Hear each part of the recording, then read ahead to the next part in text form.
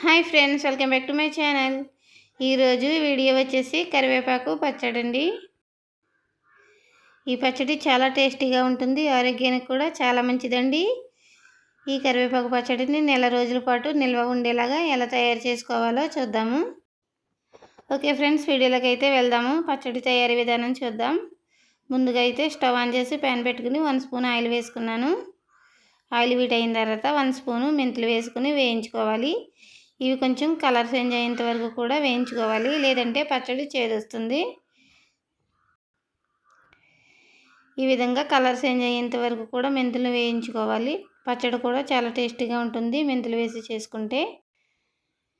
ఇప్పుడు మెంతులు వేగిన తర్వాత 1 స్పూను ఆవాలు కూడా వేసుకుని ఇవి కూడా చిటపటలాడేంత వరకు వేయించుకోవాలి. ఇప్పుడు ఇందులో 1 స్పూను శనగపప్పు, అలాగే 1 స్పూను మినపప్పు కూడా వేసుకుని ఇవన్నీ కూడా బాగా వేయించుకోవాలి. ఇవన్నీ బాగా వేగితేనే పచ్చడి టేస్టీగా ఉంటుంది. ఇవన్నీ కూడా బాగా వేయించుకున్న తర్వాత ఇప్పుడు ఈ పప్పులన్నీ వేగిపోయినాయి కదండి. ఇప్పుడు ఇందులోకి 15 వరకు ఎండుమిర్చి వేసుకుంటున్నాను. నేను తీసుకున్న కరివేపాకుకి ఈ ఎండుమిర్చి అయితే కరెక్ట్గా సరిపోతుంది. 15 నుంచి 20 వరకు కూడా ఎండుమిర్చి వేసుకోవచ్చు కారం తినే వాళ్ళైతే. అలాగే ఇప్పుడు ఒక 5 వెల్లుల్లి రెబ్బలు కచ్చపిచ్చిగా దంచుకుని ఇందులో వేసుకుని వేయించుకోవాలి. ఈ విధంగా వెల్లుల్లిని కూడా వేయించుకుంటే టేస్ట్ బాగుంటుంది పచ్చడికి, మంచి ఫ్లేవర్ కూడా వస్తుంది. సగం వరకు వేగిన తర్వాత ఇప్పుడు 4 నుంచి 5 స్పూన్ల వరకు ధనియాలు వేసుకోండి. ఈ విధంగా ధనియాలు కూడా వేసుకుని ఇవన్నిటిని బాగా కలుపుకుంటూ ఫ్రై చేసుకోవాలి. ఇవన్నీ బాగా ఫ్రై అవ్వాలండి. ఇప్పుడు 1 స్పూను జీలకర్ర కూడా వేసుకుని ఇవి కూడా బాగా వేయించుకోవాలి. జీలకర్ర చివరిలో వేస్తే మాడిపోకుండా సమానంగా వేగుతుంది. ఈ విధంగా వేగిపోవాలి. చూడండి, ఇవన్నీ రెడీ అయిపోయి ఈ విధంగా వేగిన తర్వాత ఇప్పుడు స్టవ్ ఆఫ్ చేసుకుని వీటిని చల్లారనివ్వాలి.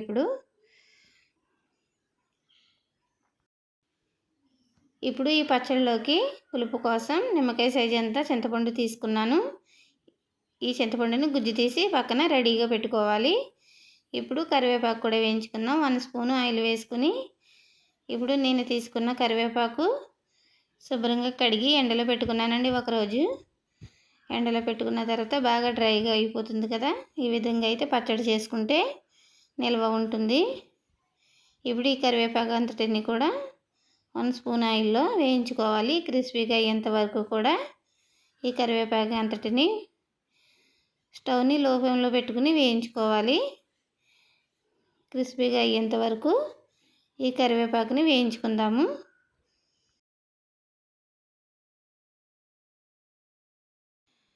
ఓకే ఫ్రెండ్స్, కరివేపాకు అయితే ఈ విధంగా వేగిపోయింది కదా. ఇప్పుడు స్టవ్ ఆఫ్ చేసేసుకుందాము. ఇప్పుడు ఈ కరివేపాకుని బౌల్లో తీసేసుకుని ఇప్పుడు ఇదే ప్యాన్లో ముందుగా రెడీ చేసి పెట్టుకున్న చింతపండు గుజ్జుని వేసుకోవాలి. చింతపండు గుజ్జును వేసుకుని ఇందులోనే బెల్లం తురుము కూడా వేసుకోవాలి. నేను ఇక్కడ 3 స్పూన్ల వరకు బెల్లం తురుము తీసుకున్నాను. ఈ విధంగా బెల్లం కూడా వేసుకుని ఈ చింతపండు గుజ్జులో కలుపుకుంటూ ఈ చింతపండు గుజ్జు దగ్గర పడేంత వరకు ఈ విధంగా స్టవ్ని లో ఫ్లేమ్లో పెట్టి ఉడికించాలి. ఈ చింతపండు గుజ్జు దగ్గర పడేలోపు బెల్లం కూడా కరిగిపోతుంది. ఇప్పుడు ఇదంతా దగ్గర పడేలోపు ముందుగా వేయించుకున్న ఎండుమిర్చి, ధనియాలను, పప్పుల్ని కూడా మిక్సీ పెట్టుకోవాలి. ఈ విధంగా మిక్సీ పెట్టుకునే లోపు చింతపండు గుజ్జు కూడా రెడీ అయిపోయింది. ఇప్పుడు స్టవ్ ఆఫ్ చేసేసి ఇప్పుడు ఇందులోకి కరివేపాకుని అలాగే చింతపండు గుజ్జుని వేసుకొని ఇప్పుడు సాల్ట్ వేసిన తర్వాత మిక్సీ పెట్టుకోవాలి. ఈ విధంగా కచ్చాపచ్చిగా పట్టుకోండి, మరీ మెత్తగా ఉంటే బాగోదు. ఈ విధంగా ఉంటే సరిపోతుంది. ఇప్పుడు ఈ పచ్చడిని తాలింపు పెట్టుకోవాలి. అదే ప్యాన్లో ఒక 3 నుంచి 4 స్పూన్ల వరకు ఆయిల్ వేసుకోవాలి. ఈ పచ్చడి తాలింపుకి ఆయిల్ ఎక్కువ పడుతుంది. ఇలా చేస్తేనే పచ్చడి ఎక్కువ రోజులు నిల్వ ఉంటుంది. ఇప్పుడు ఆయిల్ అయితే కాగిపోయింది కదండి. ఇప్పుడు ఇందులోకి 1 స్పూను శనగపప్పు, అలాగే 1 స్పూను మినపప్పు, కొద్దిగా ఆవాలు, అలాగే ఇప్పుడు 1 స్పూను జీలకర్ర, అలాగే 2 ఎండుమిర్చి కూడా చిన్న ముక్కలుగా కట్ చేసి వేసుకోవాలి. ఇప్పుడు కొద్దిగా కరివేపాకు వేసుకుని ఇవన్నిటిని కూడా బాగా వేయించుకోవాలి. ఓకే ఫ్రెండ్స్, తాలింపు అయితే వేగిపోయింది కదా. ఇప్పుడు ముందుగా రెడీ చేసి పెట్టుకున్న పచ్చడిని ఇందులో వేసుకోవాలి. ఈ విధంగా వేసుకుని పచ్చడిని ఒక 2-3 నిమిషాల పాటు స్టవ్ని లో ఫ్లేమ్లో పెట్టుకుని ఉడికించుకోవాలి ఆయిల్లో. ఈ పచ్చడిని ఆయిల్లో ఇలా ఉడికించుకోవడం వల్ల నెల రోజుల పాటు నిల్వ ఉంటుంది. టేస్ట్ కూడా చాలా బాగుంటుంది. అలాగే ఈ పచ్చడిని ఫ్రిడ్జ్లో పెట్టిన అవసరం లేదండి. బయటే ఒక గాజు సీసాలో స్టోర్ చేసుకుని బయట పెట్టుకోవచ్చు.